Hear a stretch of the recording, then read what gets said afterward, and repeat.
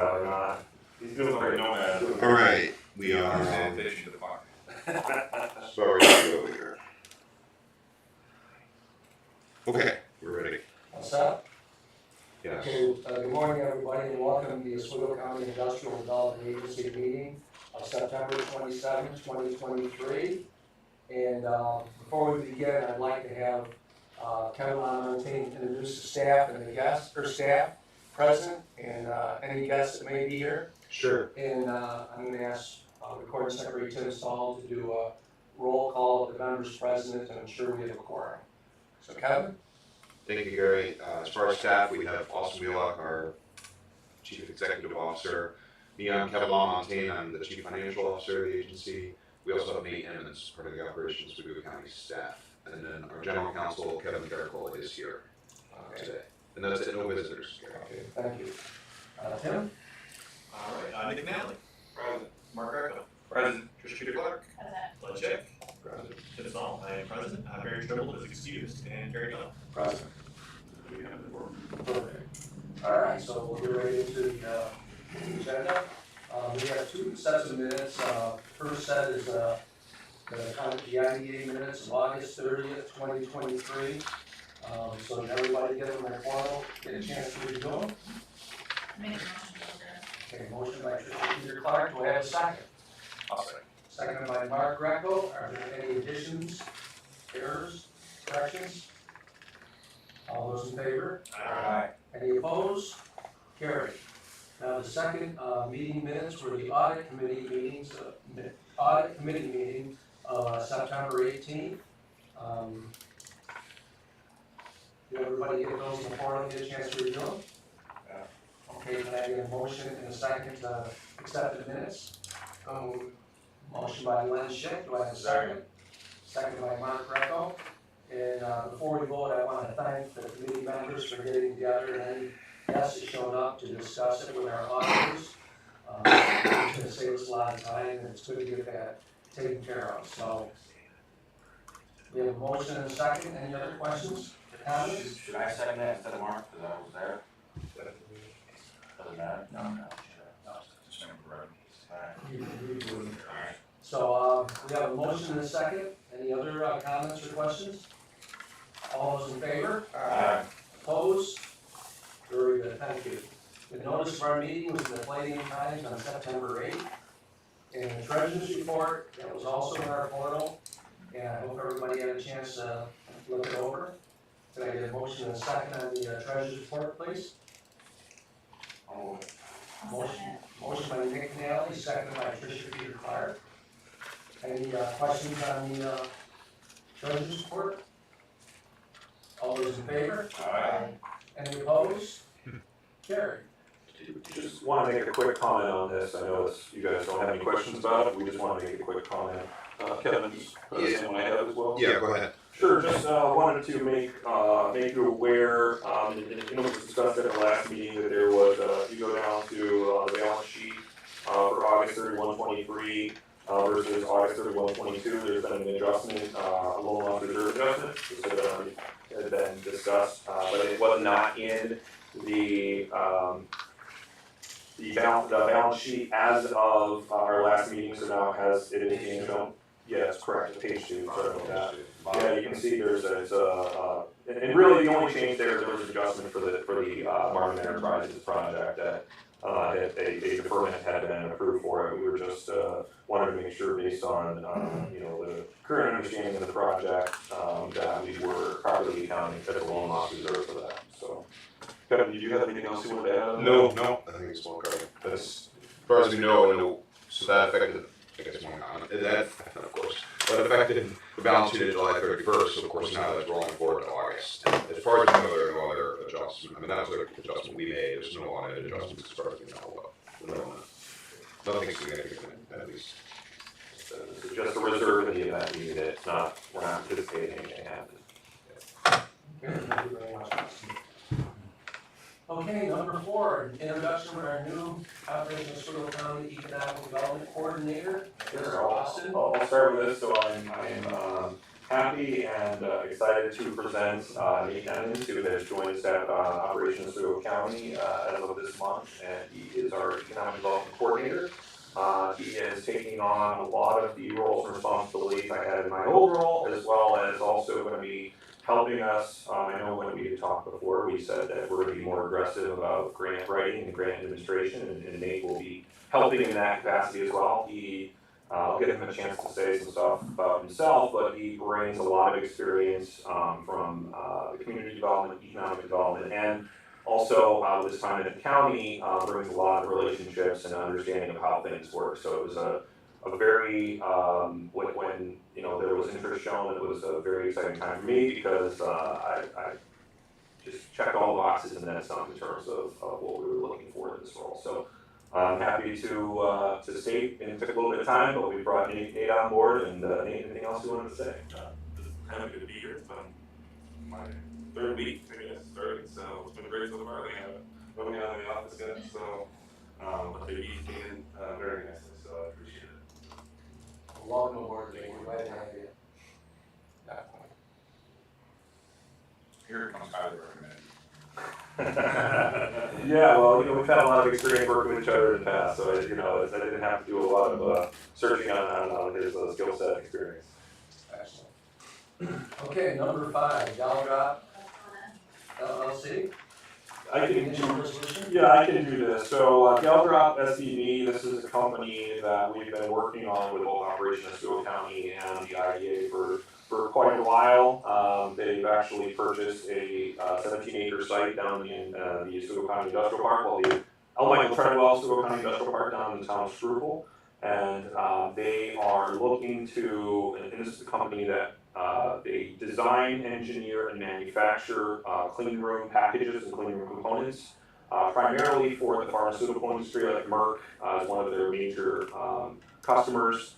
But with everything going on with Micron, they're also looking at the potential to get into the semiconductor industry. I know that this isn't anything that's directly related to that project, but Micron's going to be building about 37 football fields of clean room over the next 20 years, and so there's going to be a lot of clean room work out there. So, but this is something that they wanted to do prior to knowing about Micron. This just helps to reinforce their decision to come. So.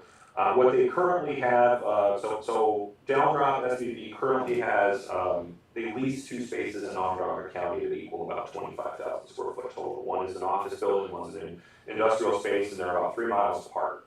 So there's a lot of disconnection between their engineering and their sales and that department, and then the people who are their production staff. So they are, and they're also at capacity right now. They can't really grow the company with what they're currently looking to do. So they have they decided to move to the Oswego County Industrial Park and build a 32,000 square foot facility to start, which will combine their engineering, design, sales, and manufacturing operations and distribution all in one facility, and kind of have work out of there. So what they are looking to do at this time is they've submitted an application to the IDA, and I'll also state it's I believe it's about a $7.1 million project, and that does include the purchase price that they have already made. So the project is a little over $7 million, and as I said before, they're going to be building a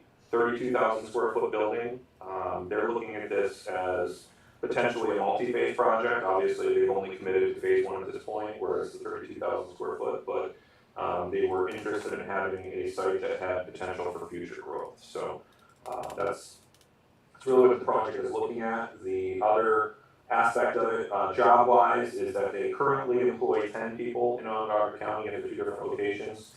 They would be transferring those jobs to this new facility in Oswego County and then creating 20 new jobs over the next 5 years as well. So it would be 30, the way we would look at it in Oswego County is it would be 30 new jobs to Oswego County, but obviously 10 of those would be transferred from one county to another. We've also had conversations with the company. They stated that the majority of their staff actually lives closer to this site in Oswego County than to their current location, so it's actually going to it will not negatively impact their staff, and it was one of the advantages of this site when they kind of weighed everything together of what they were going to do.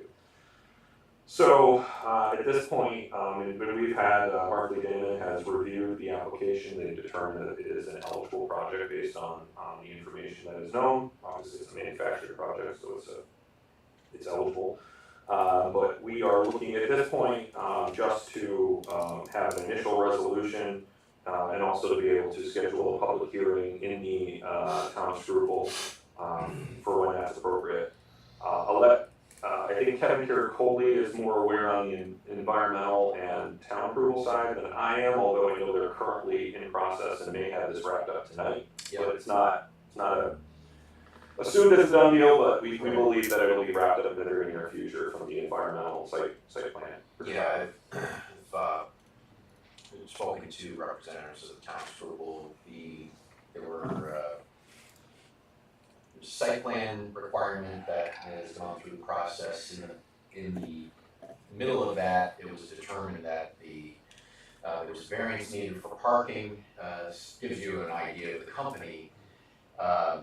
The zoning requirements for parking made it such that under the town code required a larger parking area than the company really needed. They're a 30,000 plus square foot facility, but most of it is manufacturing. It's not going to be filled up with office space. So their employee parking needs are smaller than what the code generally requires.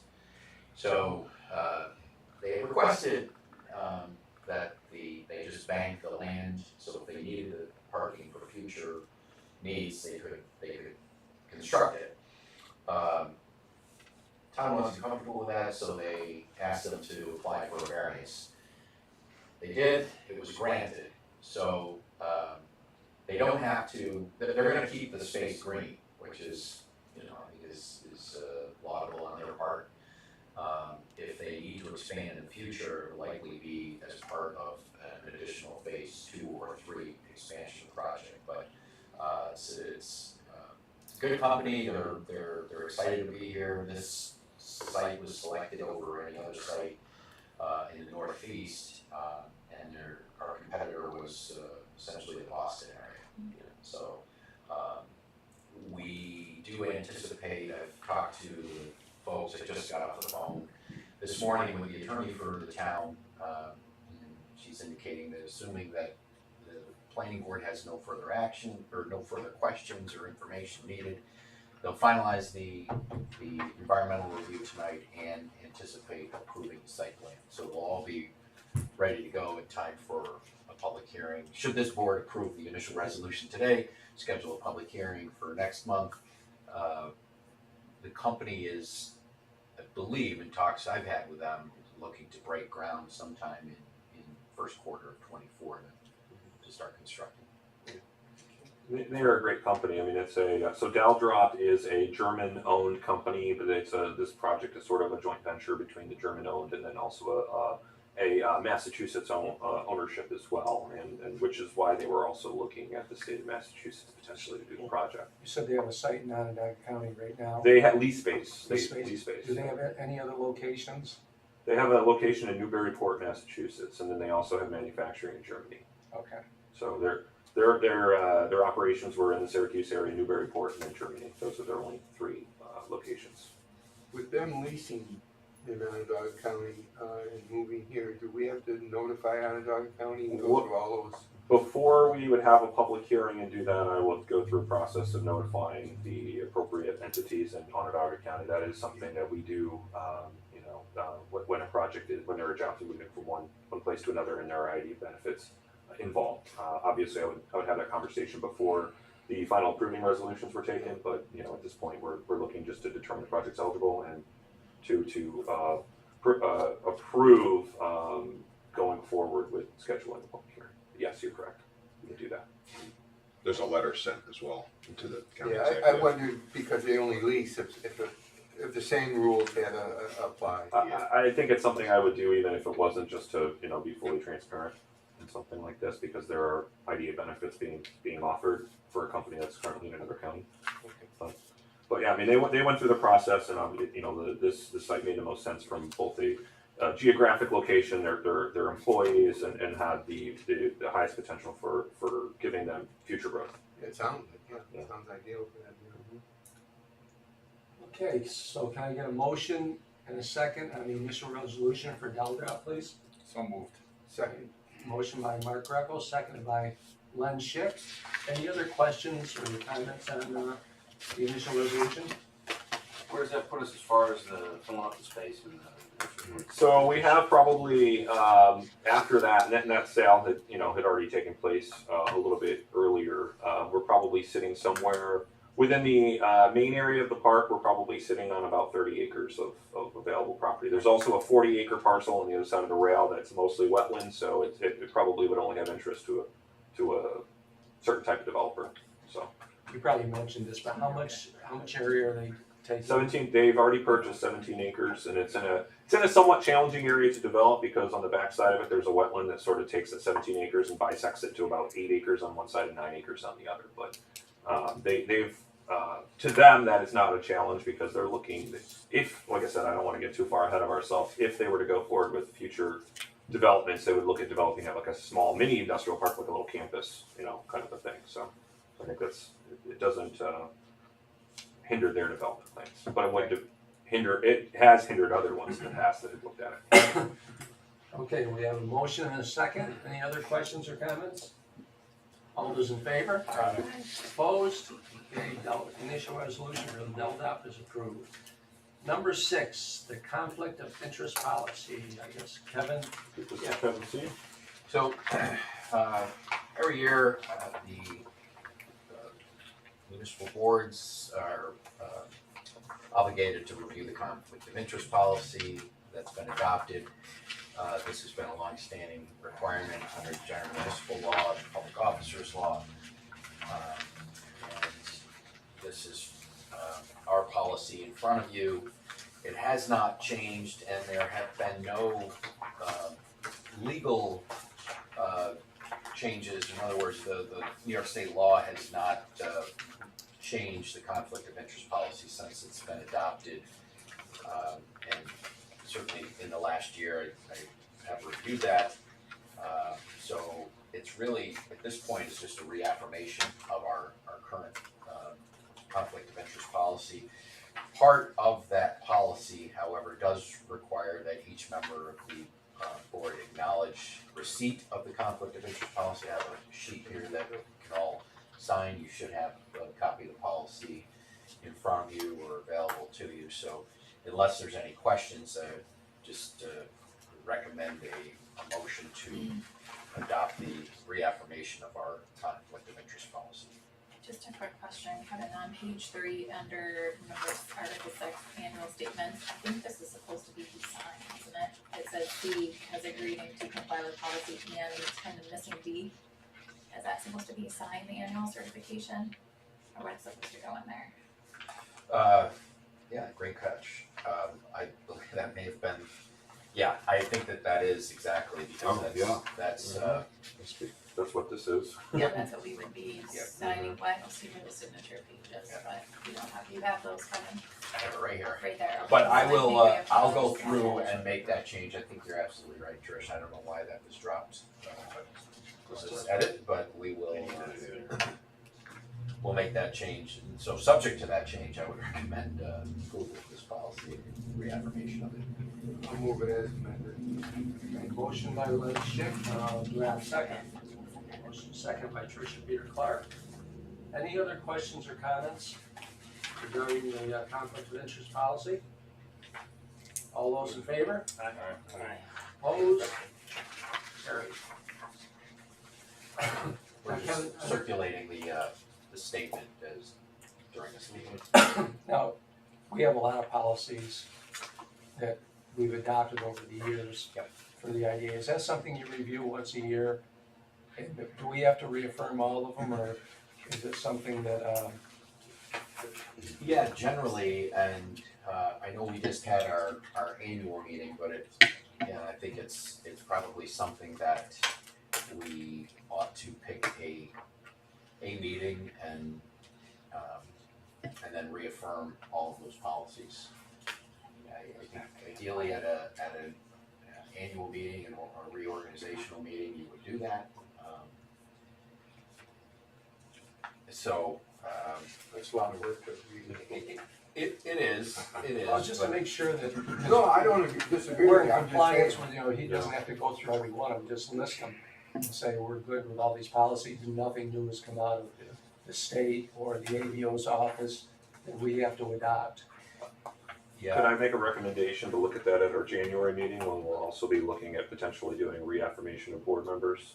Potentially doing that, so it'd be a good time to do that. It could be something we could look to move to our annual meeting, in August, but I think for the sake of time, doing it at the January meeting makes sense, because there could be some, potential new people around. We can do it again in August and then just get on that track, maybe also. Yeah, I agree. August 24.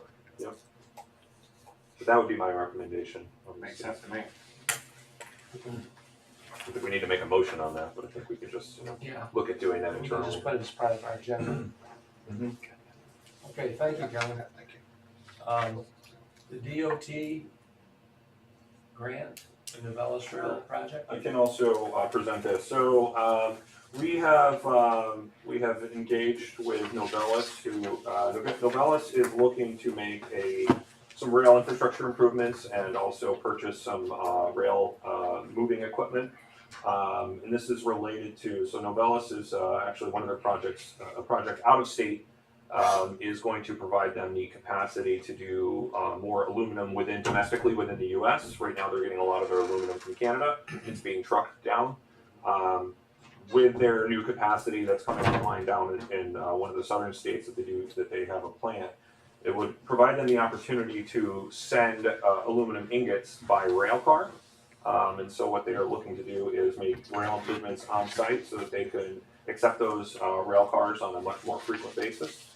So there is a grant, so how this all plays into the IDA's involvement in the project is that there is a grant due on October 6th that is involved. It's a New York State Department of Transportation PFRAP grant. It's for ports and freight rail improvement projects, and so this falls under that. Because Novellis is a private business, they are not allowed to be the applicant themselves, but there can be an entity like a municipality or a Class 1 railroad or a public benefit authority like the IDA can apply on their behalf. And because the IDA already has involvement in Novellis with pilot agreements on the facility and other relationships, we felt it was appropriate that the IDA could be the applicant on behalf of Novellis. So what they are looking to do is that they have defined the project as and we do have a written up resolution from our legal counsel from Barclay Damon. They've sat in on these meetings and they're fully comfortable with us moving forward on this. Is that the project is up to $3.5 million in terms of rail. It's going to be they're looking at realigning the curvature of the existing track and turnouts to accommodate today the longer rail cars that would be used. Reactivating a section dormant track, which would allow workers on site to efficiently move rail cars, and it would also allow them to retire 2 high emission rail car movers and acquire 2 new ones that would reduce the emissions and improve the environmental impact of the project. So it would also reduce the reliance on about 5,000 trucks annually that are coming into Novellis. From our understanding, these are mostly things that are bringing things down from Canada. So it's going to allow them to keep more aluminum production domestic and ultimately help their sustainability and economic competitiveness as companies. So they are $3.5 million project. They are applying, or we are applying on their behalf for up to $2.8 million, which is 80% of the project cost. And Novellis would have an up to, and this is not our responsibility, this is Novellis, up to a $700,000 match or 20%. So if for some reason the project cost is reduced, the amount of the grant would and the amount of the match would be reduced on a pro rata basis. So it's, they're applying for 80% and they're matching 20%. We think it's going to be $3.5 million, but it potentially could be a little bit lower. So we are asking, because this is something we have not done on behalf of a private business in the past, we wanted to make sure that the IDA was comfortable with us going forward with this, applying up for this grant, and we have drafted a formal resolution from the IDA that would authorize us, myself and staff, to apply on behalf of Novellis for this. So Any questions? So the IDA had to apply in place of Novellus for what reason? They are not, the eligible entities for a New York State DOT grant, a private business is not an eligible entity. But they've specifically stated in their grant paperwork that a public or a private business can be the beneficiary of a grant, they just can't apply directly. So we would have to be sort of that middle intermediary to accept the funds and do the grant administration on it. I will add one more thing, is that this is a quick turnaround. Novellus has engaged with a grant writer. It's Blue Jay Consulting, and they are doing all of the write-up for the grant on behalf of Novellus. So really what we're doing is we're inputting the information, we're checking it, we're inputting it, and we're adding any local IDA flavor that we need to from, in terms of our capabilities and qualifications to be eligible for the grant. Is there any cost or any impact to the IDA as far as? They've agreed to cover any costs we have, legal or otherwise, related to that. And if the grant is awarded, there is no recourse against the IDA should the funds not be used, according to the grant. And as Austin pointed out, they're only reimbursed at that pro rata rate for whatever they submit. So if the project cost actually comes in less than 3.5, they're still only going to be receiving that 80% reimbursement. And that's another key component of this. I don't think that was mentioned, that this project from the state, if the grant is awarded, the company still has to front the money and then they get reimbursed. And they get reimbursed on that 80% basis. One other thing I want to state is that Novellus also asked that in the event that the grant is approved and they ultimately decide not to go forward, that they have the ability to do that we're not going to hold them to, having, so something comes up in terms of in the grant paperwork that they're not aware of, or something, in the grant agreement that between New York State and that they have the ability still to withdraw. So, which is fine. There's really nothing that would impact us. Just pay our legal bill. Yeah, pretty much, and they're fine with that.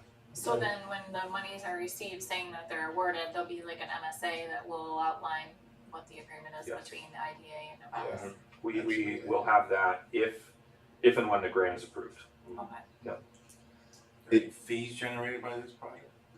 We are not, there are no fees generated on this project here. We have a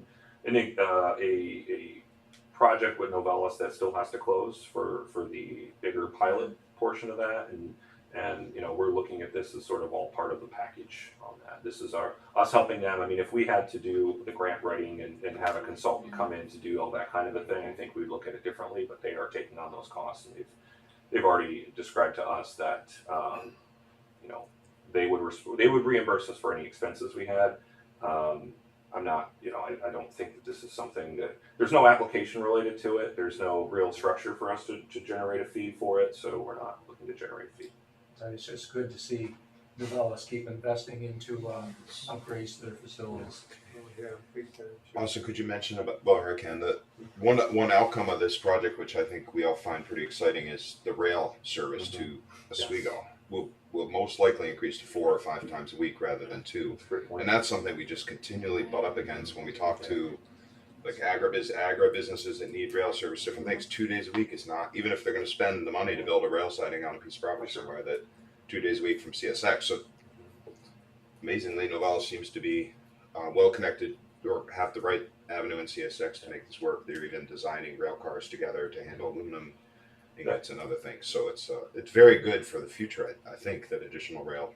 That's an excellent point. We've talked to several companies, like warehousing distribution companies, that aren't big enough on their own to justify CSX moving to doing more than 2 services a week. Even the port, it's something I think would be beneficial to them as Very well. beneficial. But Novellus is a big enough customer, and has enough things going on that they can, potentially influence that to which then will benefit any other customer along that rail line or anyone else who would utilize rail to be able to have 4 to 5 services a week in the Oswego area would be huge, because right now it's a little bit of a limiting factor for businesses that have high frequency rail movements. It only makes sense, to bring aluminum ingots and aluminum up to Oswego. It makes sense to have something going back too, so they're not hauling empty freight cars. Any other questions or comments? So this would run through the city and then out to them, This would, like up to Amarillo and then turn right and so out? I think it has the potential to. I mean, I know it's going to go to at least to Novellis. I believe it's going to be coming from the east, coming forward. I'm not quite sure of we haven't seen the pathway of where it's going to come, but it's going to be utilizing current existing rail lines that are in place. The only new track that's going to be built is on their site, so they're going to be doing a little bit of realignment on their site and you know, taking some dormant track that's on their site and Well, it won't reactivating it. necessarily be coming up to 481 corridor, going past Fulton Industrial. I think, I mean, if it's coming from the south, it's gonna be coming up along probably the east side of the river, so it's a track that exists on the east side of the river, which currently goes around the city of Fulton, comes up along Volney, runs kind of parallel to 481, and then comes into the city and the port, and you know, takes a jog east to service out there. So I'm assuming that's the route that's gonna be taken, but we haven't seen the route that's been determined. Just thinking for potential uses along the way, Yeah. Oh, it's not necessarily even all the way up to Oswego. it's gonna be big if they can do that, because that could, like I said, that whatever route they take and go will provide, you know, potentially 4 to 5 services for everybody else along the way. Past the ethanol plant, you know, right through Volney there. Right past our industrial park. I mean, they're busy over there now in Fulton. I mean, I hear the train whistle all the time. I mean, moving cars around and everything. It's kind of a surprise. Okay, so. And 2 trains a day, I think, they come all the way up here, or sorry, a week. Yeah. They come up this far.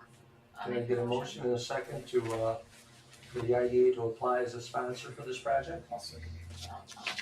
Okay, motion by Tricia, seconded by Mark Greco.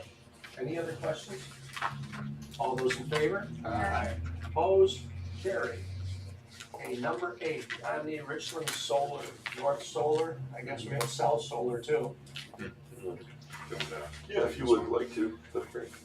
Sure, so this is a request that we, you know, that is not uncommon to get with solar projects, of course. It's pretty much the rule, but for 1 or 2 developers where the developer we work with the application may already be the second or third one to have kind of bought this project, but by the time it comes to us with the application, as part of the finance, typically the developer that's getting the project kind of put together with National Grid, with the IDA, with local planning boards, isn't the one that actually builds the project. So they sell to a larger company, either to finance construction. Sometimes the project is built and then sold. So in the case here, we have somewhat twin projects in Richland, Omni Richland North Solar and Romney Richland South Solar.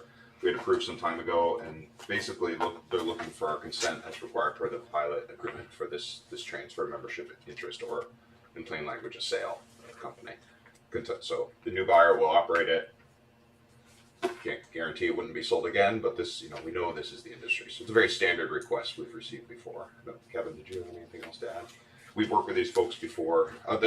We've worked with the OYA as the selling owner, and although Omni is in the name, OYA and Omni have some relationships. So anyway, there's a new buyer who seems to be quite large and very experienced in owning small community solar projects. So. Between the legal team at Barkley Dam and myself, we've been asking for information, vetting the company.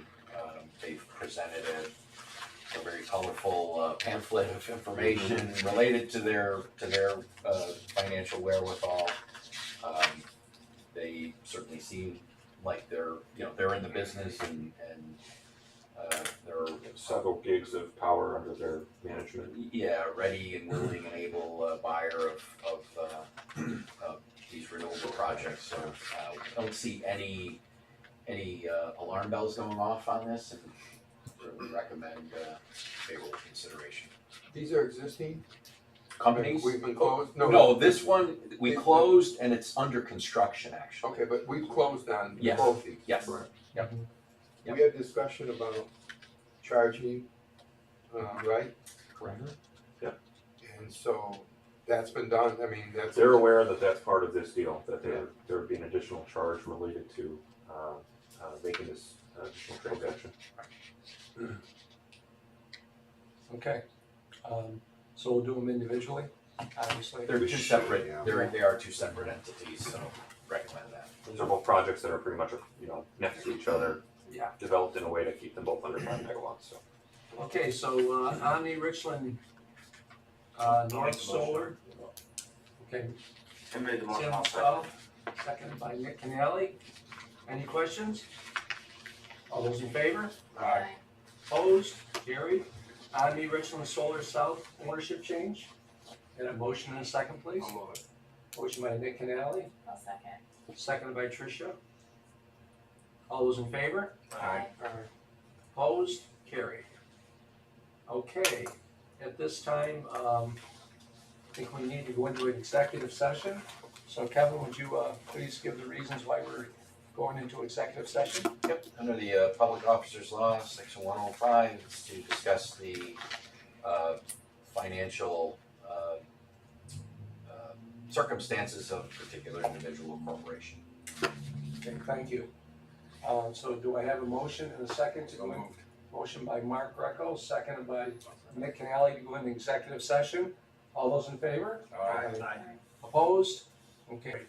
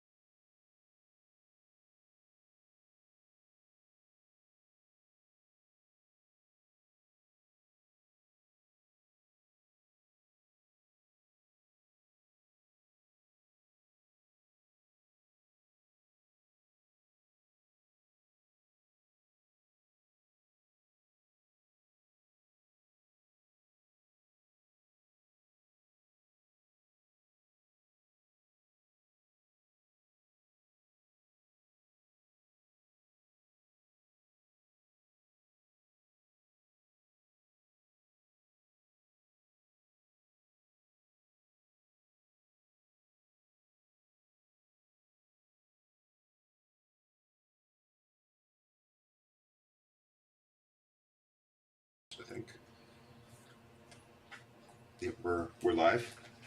All set? Yep. Okay, we're coming out of executive session. Can I have a motion and a second to come out of executive session, please? Motion. Motion by Tricia Peter Clark, seconded by Mark Greco. At what time, Tim? 9:56. At 9:56. All those in favor? Aye. Opposed? Carried. Okay, we're out of executive session. We have a few agenda items we need to approve under executive session. First was the Lincoln loan report. And we also need to approve a motion to authorize legal action to pursue collections against a delinquent pilot payment by Lake Ontario Properties Association. We should do those as two separate, motions. Should we do them too? Yeah. Okay, so I'm gonna enter, do the first one about I'll make the the, motion. the motion about the Lake Ontario property. Motion by Tim Stahl, seconded by Len Schick. All those in favor? Aye. Opposed? And the delinquent loan report is reported by Kevin. I'll second that. Motion by Len Schick, seconded by Nick Canale. All those in favor? Aye. Motion is approved. The second one is a Maple Hollow Farms, a subordination request. Can I I'll make get a that motion, a motion. second, please? I'll make that Motion motion. by Mark Greco, seconded by I'll second it. Nick Canale. All those in favor? Aye. Those opposed? Motion is carried. Okay, other business? Don't have other business, but I do you have something? Well, the next meeting date. Oh, yeah, I That's was what gonna my get into that. explanation was, the date that So- works for Christina. Yeah, so at the one of the things that was discussed at the audit committee was having our next audit committee prior to the October board meeting. The date that worked for them and was discussed at audit committee was I believe it's Tuesday, October 24th. Have the audit committee at 8:30, and then whenever that ends, whatever, and sooner or 9 o'clock, we go into the regular IDA meeting. I won't be able to make that. Okay. Tuesdays and Thursdays are bad for me. I'm teaching, Okay. so I can't Okay. do that. We can, that's two people down right there, and I don't know about Barry or whatever, so we have an issue with a quorum. We might need to then confer with Christina and get back to you as a board, but maybe we can get a few options for the board. I thought that, don't you remember, there were several days there, right? Weren't there? The 24th, We were a couple 25th? days, the 25th was an 25th, I got a dentist appointment, but I just changed it. Okay. Yeah, I think Would- the 25th might have been an option. Is Wednesday, October 25th? Would that work? Would that work for you, Tricia? It does, no, I'm out of town at a Okay. conference, so I won't be here. Right, so that's one, you could, okay. Let's tentatively schedule then for the audit committee to be at 8:30 on Wednesday, October 25th. Was that? Yeah, let's just say tentatively. Tentatively, if we have to change it, we'll obviously change that Yeah, quickly. we can get this figured out. And then, it'll, once the audit committee ends, it'll go directly into the regular board meeting. So we're talking, And I would just ask everybody on the board to be here for 8:30, just because there will be stuff discussed that will then be recommended to the full board, so it's better for you just to be here for the whole thing. so Wednesday, October 25th at 8:30? Yes. The formality will be the audit committee at 8:30 and Yeah. IDA at 9, but as Austin said, it will expedite things in the IDA meeting if all members could come at 8:30. Right. It is a good opportunity to spend more time with Christina and Jamie.